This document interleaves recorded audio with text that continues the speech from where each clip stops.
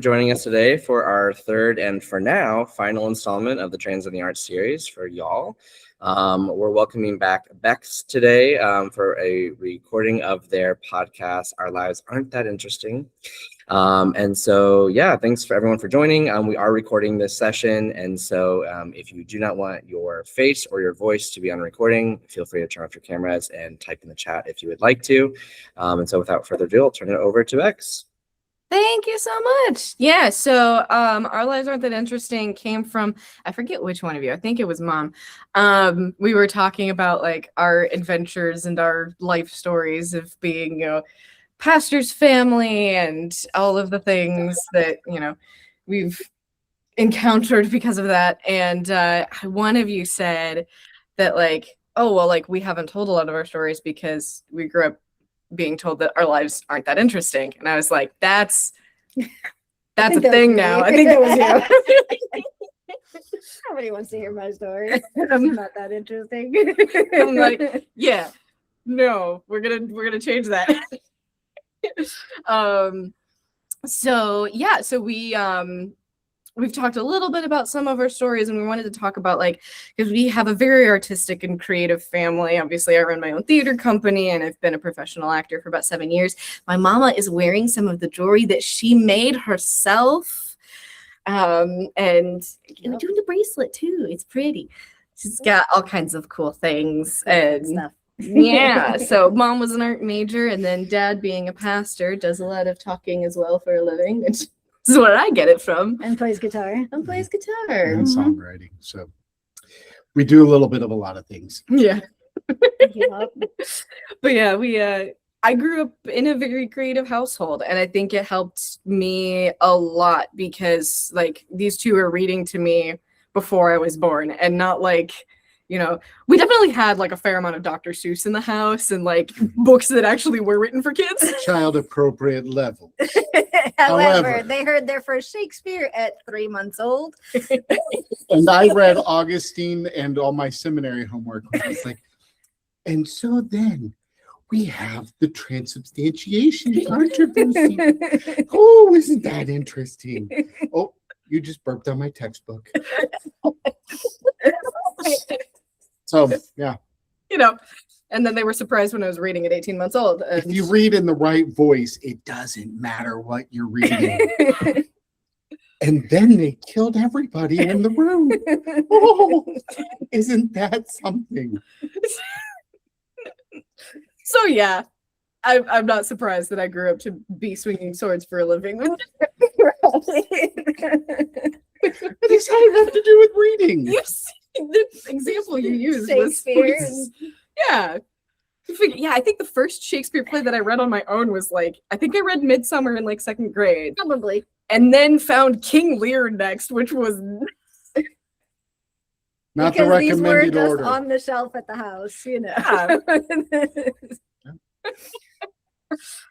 Yeah. I think my favorite was when you picked up Grimm's Fairy Tales. What's this? Oh my gosh! At 10.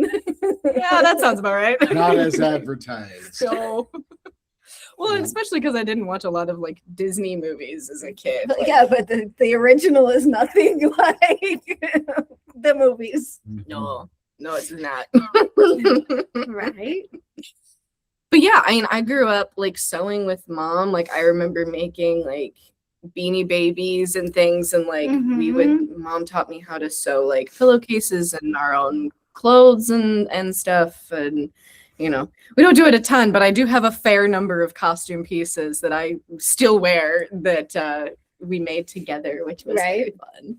Yeah, we made our own Halloween costumes when you were little, and I made sure you could at least know how to use a pencil and crayons and paint and markers, and we did all of the different art things that, as art was getting less and less emphasized at school, we did more and more at home. So had a lot of fun with that. Yeah, and I remember you lined up because I got accidentally homeschooled through a series of unfortunate They events. got kicked out of school in second grade because they were obnoxious. Because they were already reading and ready for about fifth grade and were bored. And the teacher partnered them with somebody who had a less than kindergarten reading level and then yelled at them for talking. So I had found this unacceptable, talked to the principal who said, here's their stuff. Go ahead and Go ahead and pick leave. them up.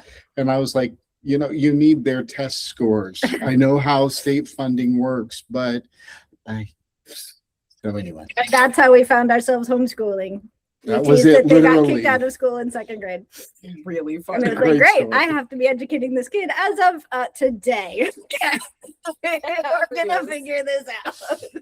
Yeah, and so like we found a group that ended up we stuck with like until I went to high school because of scholarship things.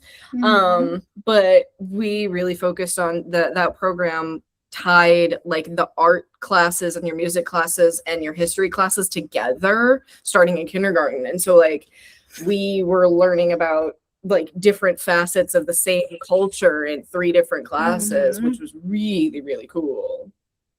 Right. And Bex got to be taught how to write by their mom, who asked the question Is this your best work? over and over and over again. I threw many a writing class fit as a middle schooler. This is the best you can do. I don't think it is. No. Try again. Yeah, I hated writing class in middle school. It was my least favorite thing, and now it is what I do for a living. Yeah. But I mean, yeah, that tied in with like, you know, mom laid the groundwork for like a really strong internal quality test of like, is this my best work? Not necessarily like, is this like objectively like going to be judged as like good writing or great writing. Like you weren't instilling like an external like perfection pressure, but Sure. it was just like, is this your best? Is this true to what you do? And that has served me really well. Yes, when they could speak in multiple paragraphs using, you know, very grown-up words, and then their writing was, there was a cat. No, do that again. Yeah, I remember when Bex was 5, we were up at the lake, and there was a guy who was a professor of English literature at University of Dayton or Toledo, one of the two. I don't remember. One of the two. And Bex was out there talking, and he came up to me and said, they know words my college students don't know. At 4. This is ridiculous. And so they started quizzing, you know, at 5 years old, this kid. And Bex was, blah, blah, blah, blah. And, well, mom says I'm a bit loquacious. and the prof just was like, I'm done. I'm done. This is it. Game over. So yeah, that I didn't was. know that. Oh yeah. Oh, that Oh, was. he asked for you like It was every year. Every year after He's that, like, he "Is- asked about is what are you Bex reading, here?" what are you doing, what do you yeah. Well, yeah, because I probably gave him the entire rundown of the entire Chronicles of Narnia, all You 7 sure You books, sure did. because I read that in kindergarten waiting for the school bus. Yep. 'Cause what else do you do? Just sitting waiting for the bus to show up. Like, Gotta do something. oh, okay, Right. do something. So, Yeah.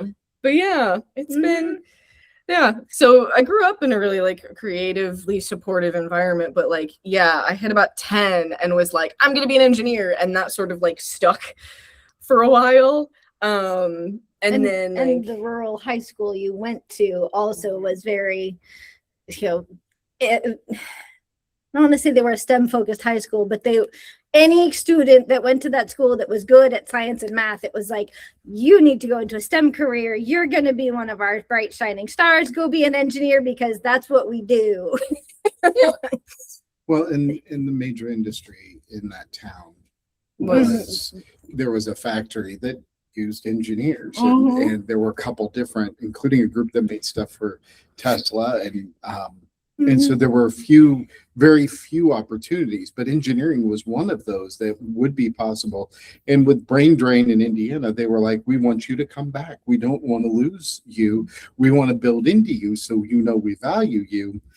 Unfortunately, they, and even to some extent Purdue, with its focus on engineering, have lost an understanding of the importance of art in the larger conversation. It is what makes us human and less mechanical. And so, yeah, and there's starting to be philosophy that is like some of the I follow a couple AI like developers and AI engineers that are also poets, and in the and like they have some creative pursuit as well.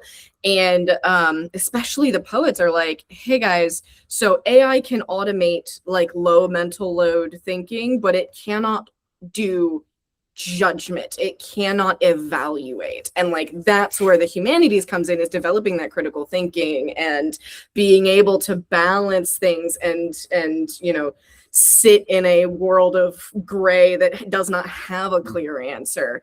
Like those are the skills that like you need to be able to use technology, AI or not, effectively and ethically.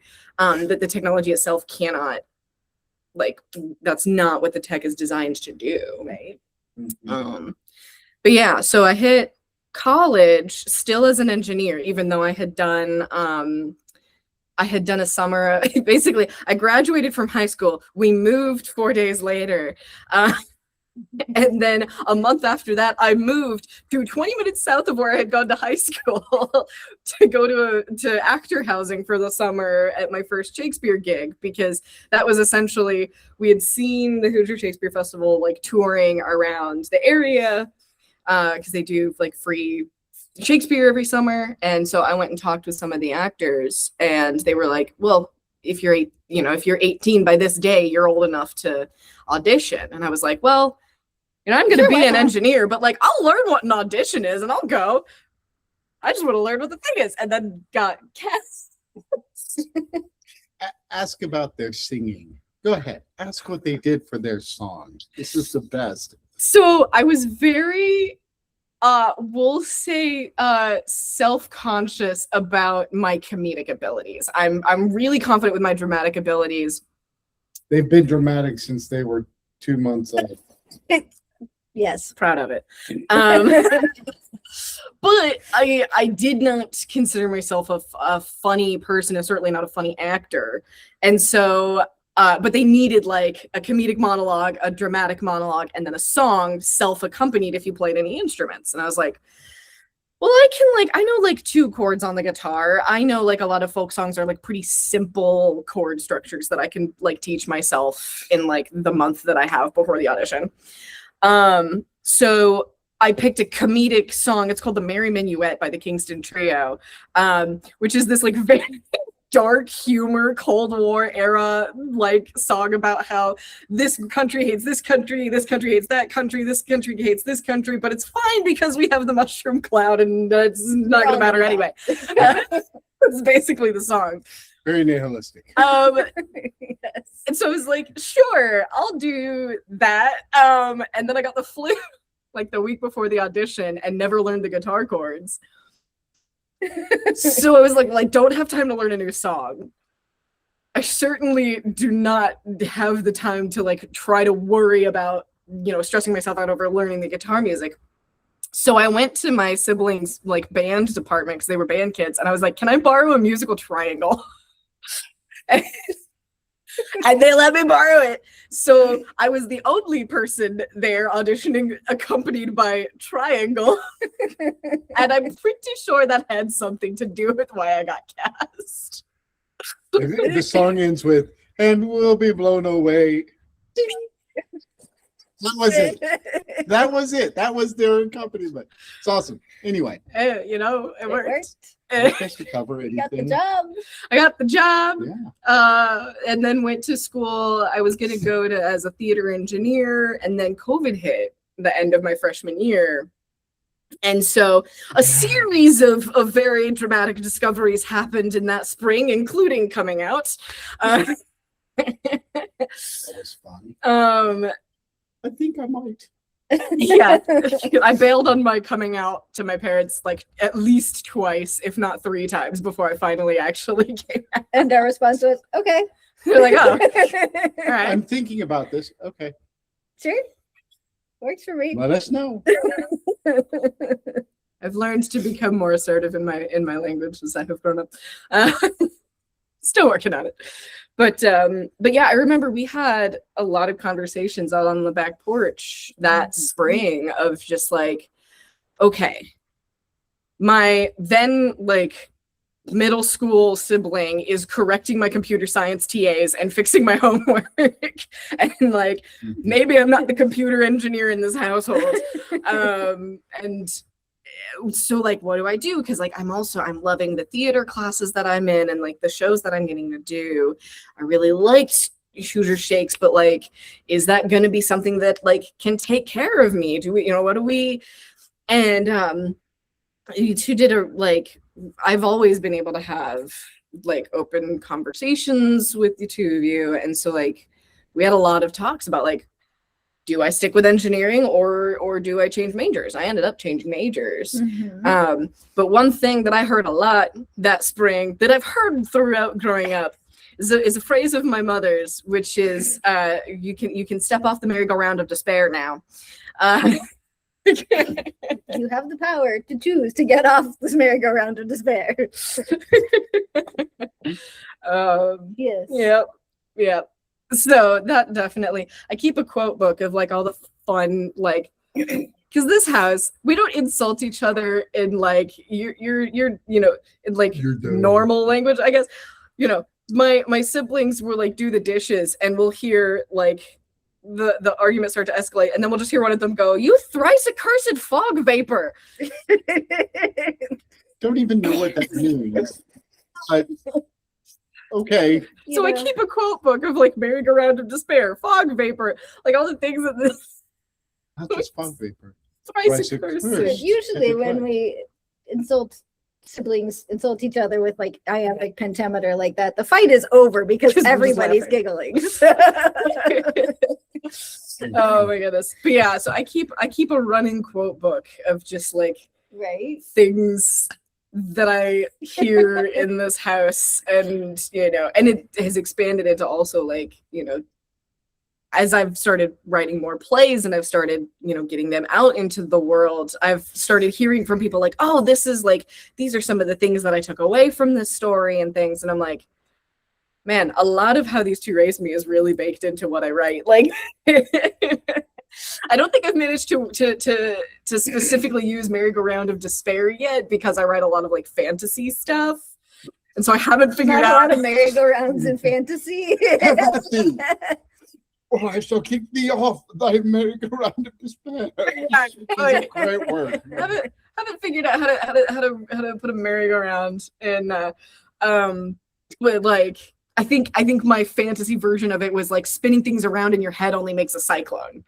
Nice. Which got a like, we're just like a bunch of friends hanging out reading the play out loud, and it was a full like moment of everybody just stopped and went, oof. So in the midst of Beks deciding to switch major, we had a lot of conversations about long-term viability and what this would mean, and juggling shift work, those temp jobs that are going to make your bread and butter, that's going to make it so you can do what you want.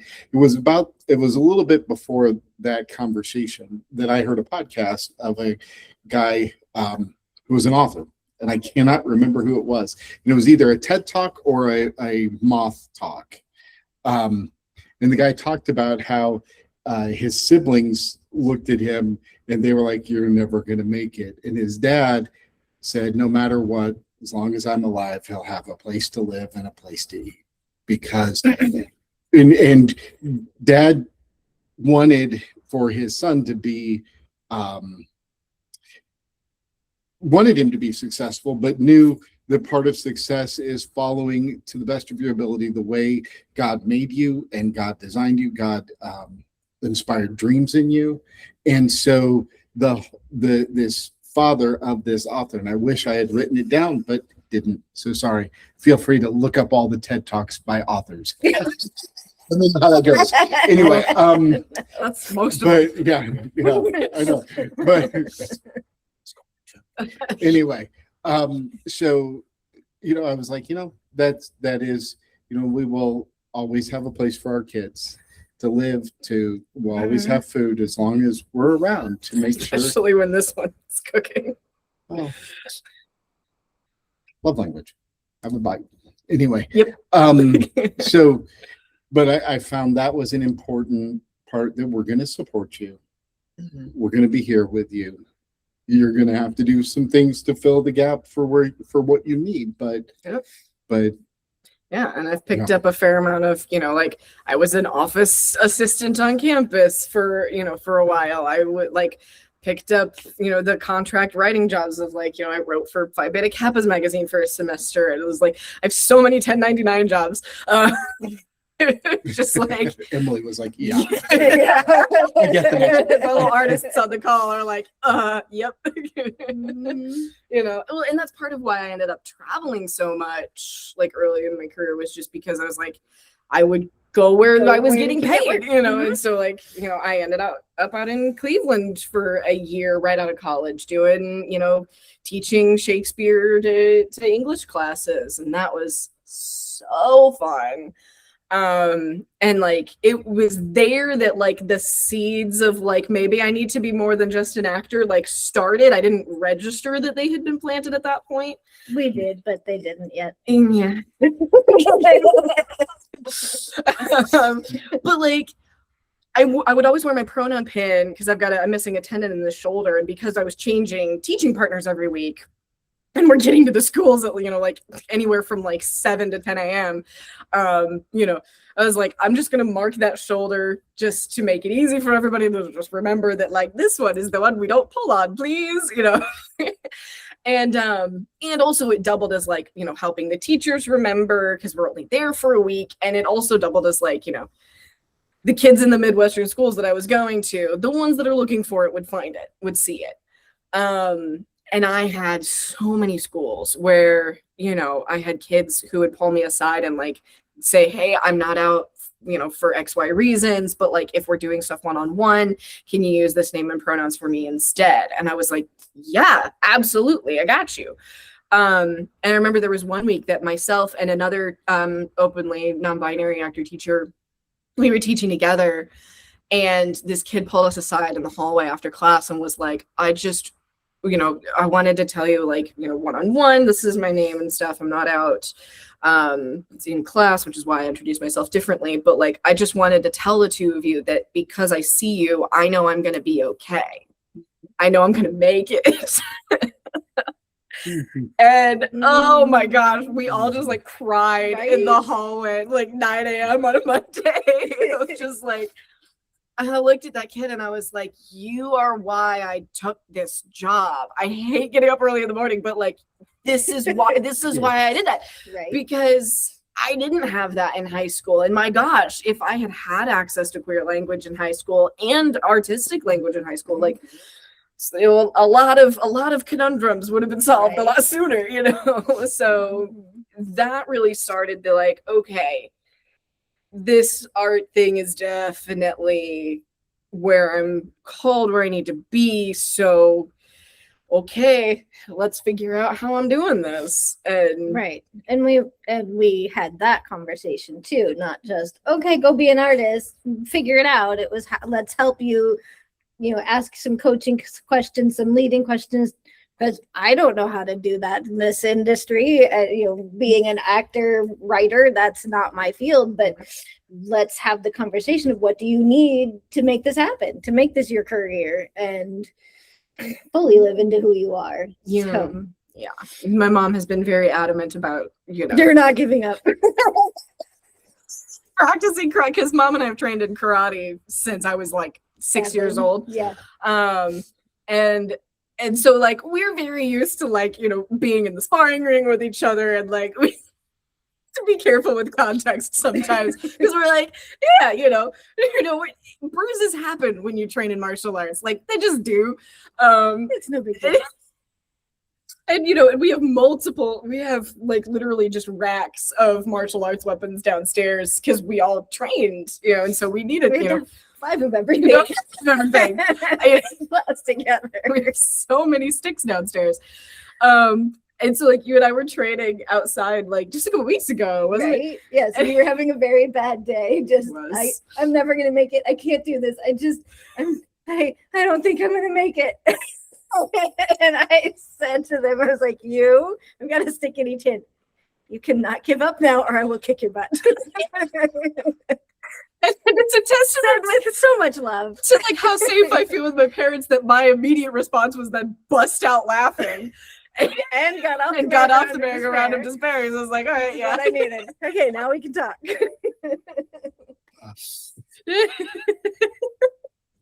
Right? Yeah. Oh goodness. But yeah, like one of the things that you both raised me on was like the theme of like you're loved, you're not alone. It's kind of been baked into like my very DNA at this point. Mm-hmm. And like, we were the house where all of my classmates could come over. If they couldn't, if they didn't have accepting family at home for the holidays, right. Or they just, middle of the semester just needed a hug, they could come over here. And like that has been like the core of a lot of the art that I do, especially theater, because like even a one-person show, you have like 20 people behind the scenes. Like even a one-person show is not just one person doing the show. So like, yeah. Right. Yeah. And that's also why, not every play that I write necessarily, just different stories come out different ways, but someone had mentioned after reading a couple of my plays that they're like, hey, you have like, they just noticed that I have a habit of like, if there are parents of like trans kids in the stories that I write, they're very accepting. And the worlds that I tend to write are just like, it's just a thing. It's just like, all right, it's not really commented upon or anything. It's just like, cool. Anyway, there's a dragon. And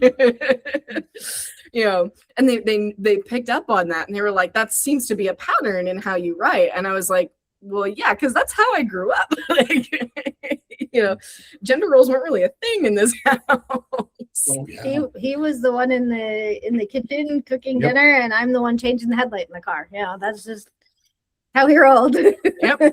She didn't want me changing the headlights. No. Or anything else. I'm very sad. Yeah, Took just all let the me take the tools. tools and I will go fix the thing. But that's okay. I kicked her out of my kitchen. Yep.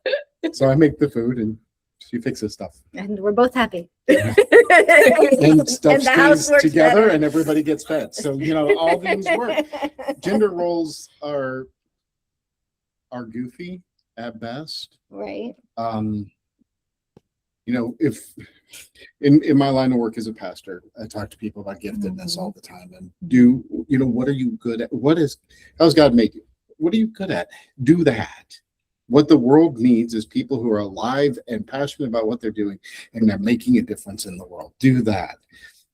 If I felt the burden of changing the oil and changing the headlights, and bad things would happen. Just bad things would happen. If Elizabeth felt the need to cook and didn't have a plan, everybody's hungry. It's not. Right. So, whereas I start a recipe and they're like, "What do we have?" And this is a recipe. How many ingredients? We had one. So but everybody got fed and nobody was like, "Oh, that was terrible." Yeah, that's only happened once. It was an experiment. In 30 years, one bad meal is One not bad- bad odds. So There were two. I don't remember the other one. I think that one might have been. the first one, you guys weren't even around yet. Yeah, I was like, yeah. 3 times then. It was a rhubarb incident. We don't talk about it. I think I was out on a You were- job for that. You were one. on a job. It I was was out Anyway. acting. So, what else?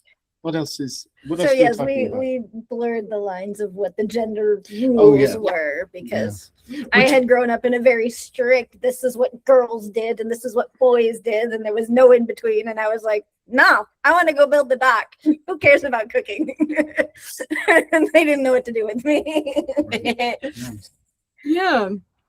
Yeah. And so I do write stories where it's like, this is just gender's not really a big deal. It's just like, all right, cool. Anyway. Do what you're good at. Do what you're good at. Yeah. Live from the core of who you are. Mhm. That's live from the core of who you are. Everything else, It's just drag. Right? I mean, anytime you're pretending to be somebody else, literally, for all of you who are out, you are the only non-draggers, right? Everybody else who's pretending, wearing a mask, that emotional mask is RuPaul makeup. Come on. So, just get over yourselves.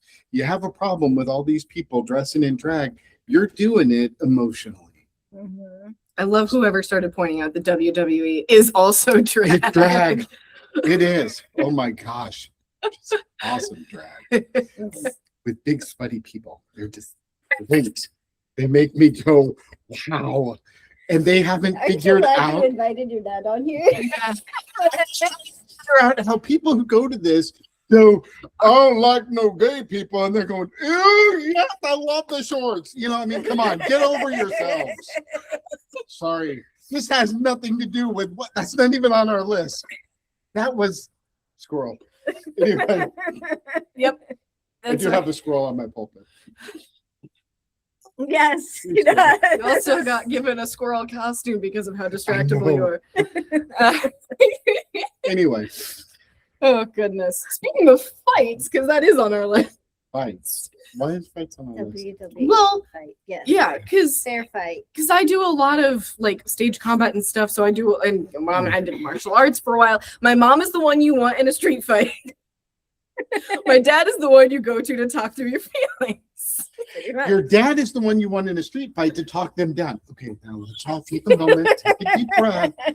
Then maybe mom doesn't have to rip out their larynx. Maybe we should de-escalate. Maybe. What do you think? What is wrong with you people? Good Lord, pray for me. Sorry. And now we know which one I take after as far as conflict temperament goes. But yeah, but one of the things that I think made it easier for me to have, not just coming out conversations and, there's the puppy. But to have some of those hard conversations about, okay, what do I want to do for my career? How can I be responsible with that? Coming out and just any sort of difficult conversation. And half the time it's the way coming out went, where I think it's going to be a difficult conversation and it's not an issue. But you guys raised me and my siblings on like that fair fight for change and like how to deal with conflict and how to have difficult conversations. Yeah. So being trained in what I'm trained in, I do premarital counseling and I talk with people about, are you having a when you fight and young couples are like, we never fight because they're perfect for us. And I go, anyway, after I vomit, I look at them and say, you look like two cattle in a hailstorm. But then I talk about, okay, what are something you disagree with? And my favorite one was this one couple who were like, well, when he came home the other day, he had worked at a factory, coal mine area. He left his underwear on the lamp. I was like, this is not a conversation I ever thought I would have. But okay, we'll have a fight around underwear on the lamp. And so anything else then when you do this, I feel, using I statements, this is now far more mainstream than it was in the 90s and early 2000s when I was teaching this. Right. But I find a lot of parents don't use it with their kids. Mm-hmm. A lot of people don't use it at work. They just, yeah. they they might use it with their counselor, but then they never translate it outside of that therapist's office to say, okay, hey, when you did this, and then, okay, we're having this, the conversation we have. So when you left your underwear on the lamp, okay, we're talking about my underwear on the lamp. Yep. I felt disrespected. Okay, so you felt like I disrespected you. Yes. So make sure we're having the same conversation. What I need for you to do is put your underwear in the laundry hamper that's right by the door. Okay, I can do that. Fair Fight for a Change was just a way to communicate through making changes in your relationship instead of emotionally vomiting on one another. We don't do a lot of emotional vomit in this household. No. I don't have the patience for it. Right. And we have the conversations with each other instead of Yes. Yeah, there was one time, I can't remember at this point if I was expecting one of our younger children or had just had one of our younger children. But anyway, the hormones were crazy. And I came down the stairs and I was furious at Kurt for something. Can't even remember what it was at this point. But I said, I am going to have this conversation either with you or without you. Do you want to get in trouble for something that I make up that you're going to say, or something you actually say? Awesome. Which was the best way I could in that moment come up with. I really need to have a conversation with you right now about something that's frustrating me. with or without It's you. always better to have the conversation with the person and not make it up in your head. Right. Yeah. Which then translated to not only coming out, but also changing career Right. paths and the conversations we've had about, okay, insurance is coming up because our culture is stupid the way we do financing healthcare. And I'm sorry, that was something. Well, but when we were having conversations about coming out, and I needed to learn a whole lot of new vocabulary and things like that I was like, okay, I need you to help me understand all this.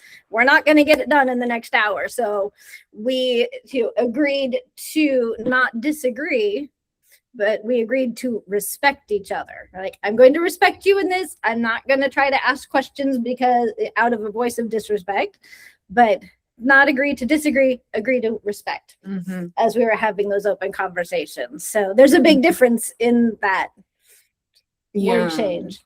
And I think that helped me build up like the vocabulary I needed to, like, as I was going out to other states and more for work and encountering more people, that I was having to have a lot of those 101, 102 level sort of introductions.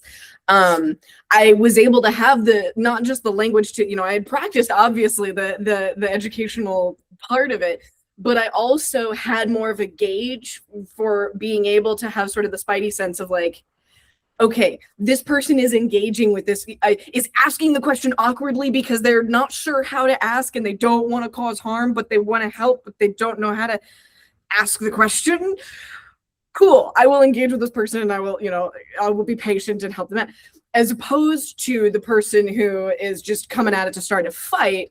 Because of how you all engaged with me about it, I have more of that internal gauge to be able to pick my battles of like, okay, who do I want to spend energy, giving the education to, and who is just here to start a fight and I don't need to bother about it, nor do I need to get upset about it because what they're saying has nothing to do with me, Yeah, there's some people who don't deserve your time and attention. They don't deserve to see your heart. They don't deserve. So just going, well, God bless you, Leah, is okay. Yeah. Yeah, Lee's down in the South. They're like, I know what that means. Bless your heart. That wasn't anything about blessing.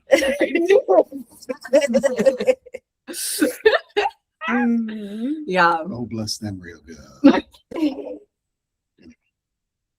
But yeah, another thing that like comes up in a lot of my writing is like this, and it's not necessarily explicit, but it's something that again people have picked up on as just like a pattern that shows up is like I think this is why fantasy in particular is where I end up writing so much fantasy and like Shakespeare's, because both of those realms are very ripe for being able to talk about like belonging and identity and, you know, who deserves to see your heart, who doesn't. Like I'm about to go play Romeo specifically as a trans Aroace Romeo because I like wrote about it online and the director was like, I've never seen that.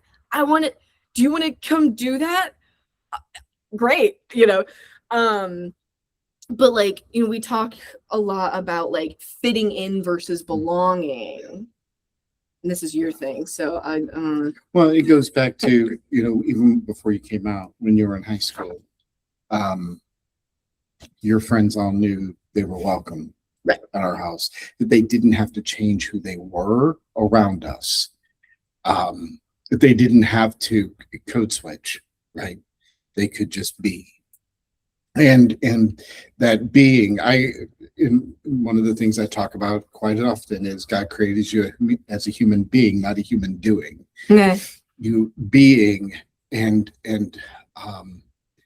so there are a lot of places where we have to fit in, whether it's at work. There are places where you have to only show a part of you, or in some social circumstances. But home, as you know, for parenting LGBTQ kids, if your home isn't a place of belonging, then you need to do whatever emotional work you need to do to get to where you are a place where your kid can just belong and their friends can just belong. Mm-hmm. Because where you feel the discomfort as a parent, that tells you more about you than it tells you about that kid, right? It tells you, oh, I got some work to do. I had some expectations. When we got married, I tell my children that they are blessed side effects. Yep. And I tell them this because I married their mom because I loved her, not for the children we would have. I love my kids. They're great. I value them. I think they're great human beings. But they're blessed side effects.